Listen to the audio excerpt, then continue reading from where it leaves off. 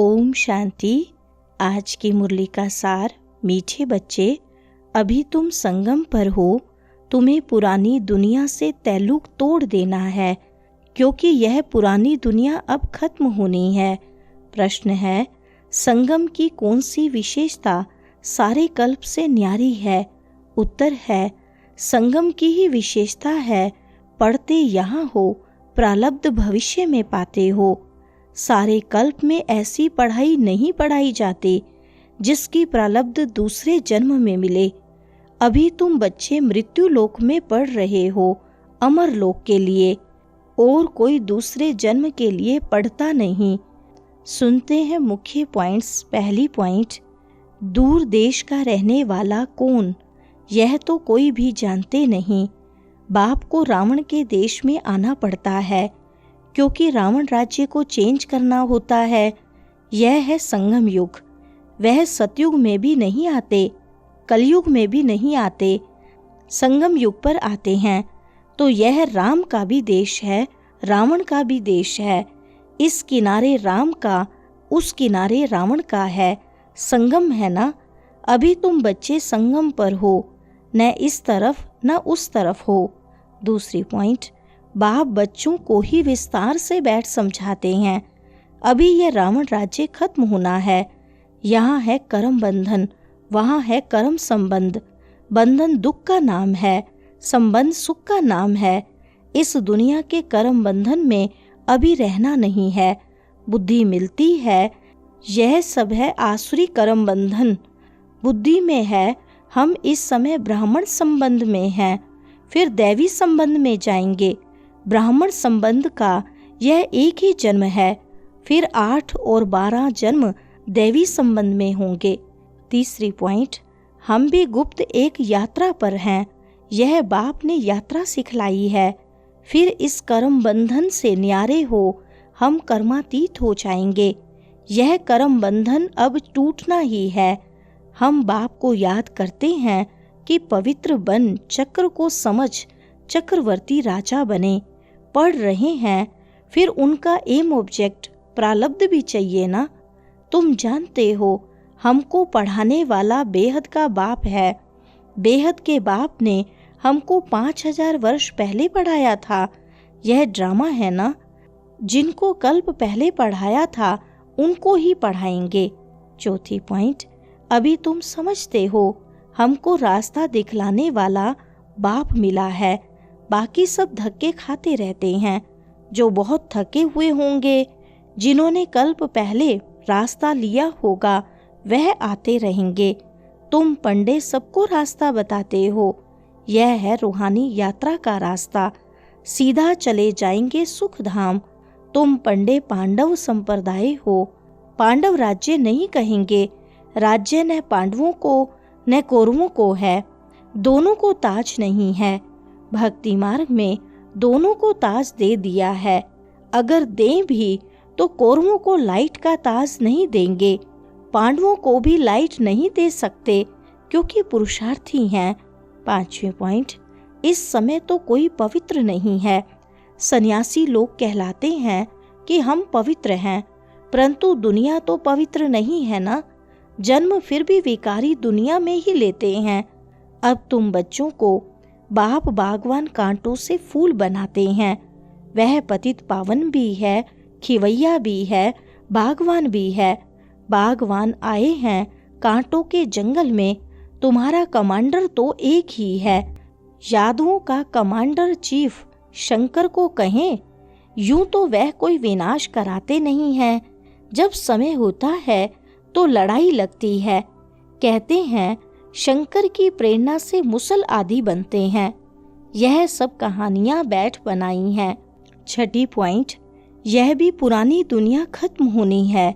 यह सब दबकर मर जाएंगे। कोई डूब मरेंगे, कोई शोक में मरेंगे। बॉम्ब्स आदि की जहरीली वायु भी मार डालेगी। बच्चों की बुद्धि में है कि अभी विनाश होना ही है। हम उस पार जा रहे हैं। कलयुग पूरा हो, सत्युग की स्थापना जरूर होनी है। फिर आधा कल्प लड़ाई होती ही नहीं। अभी बाप आए हैं पुरुषार्थ कराने। यह लास्ट चांस है। देरी की तो फिर अचानक ही मर जाएंगे, मौत सामने खड़ा है।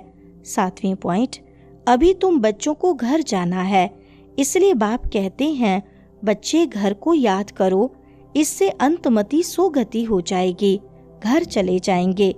परंतु सिर्फ घर को याद करेंगे तो पाप विनाश नहीं होंगे, बाप को याद करेंगे तो पाप विनाश हों और तुम अपने घर चले जाएंगे।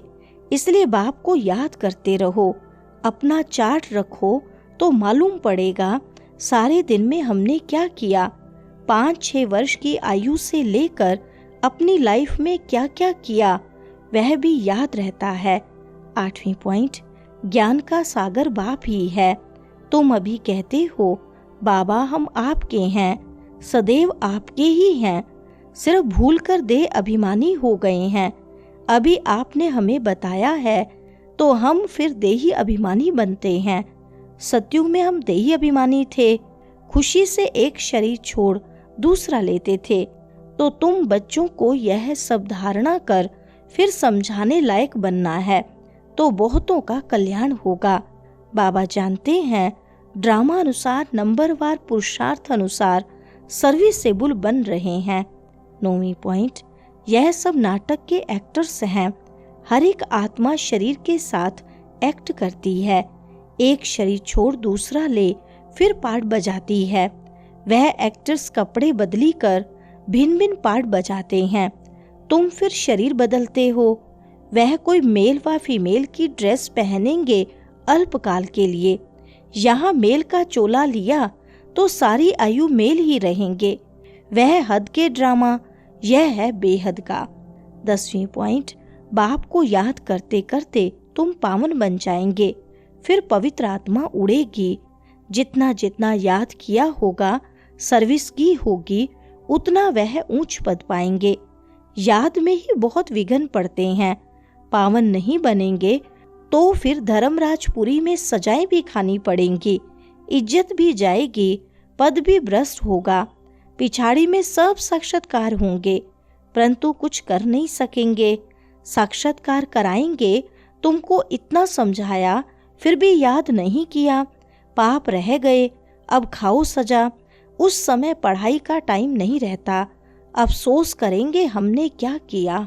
11वीं पॉइंट, अंत समय में पश्चाताप न करना पड़े उसके लिए बाप राय देते हैं। बच्चे अच्छी रीति पढ़ लो, झरमुई झगमुई में अपना टाइम वेस्ट मत करो, नहीं तो बहुत पछताना पड़ेगा। माया बहुत उल्टे काम करा देती है, चोरी कभी नहीं की होगी वह भी कराएगी, पीछे समृद्धि आएगी। हमको तो माया ने धोखा दे दिया, संग में आकर लूज नहीं होना चाहिए। माया रोंग काम कराने के संकल्प लाती है। बाप कहते हैं तुमको रोंग काम करना नहीं है, वरदान है नम्रता रूपी कवच द्वारा व्यर्थ के रावण को जलाने वाले सच्चे स्नेही सहयोगी भव। विस्तार है, कोई कितना भी आपके संगठन में कमी ढूंढने की कोशिश करे, लेकिन जरा भी संस्कार स्वभाव का टक्कर दिखाई न दे। अगर कोई गाली भी दे, इंसल्ट भी करे, आप सेंट बन जाओ। अगर कोई रोंग भी करता, आप राइट रहो। कोई टक्कर लेता है तो भी आप उसे स्नेह का पानी दो। यह क्यों, ऐसा क्यों, यह संकल्प करके आग पर तेल नहीं डालो। नम्रता का कवच पहन कर रहो। जहाँ नम्रता होगी वहाँ स्नेह और सहयोग भी अवश्य होगा।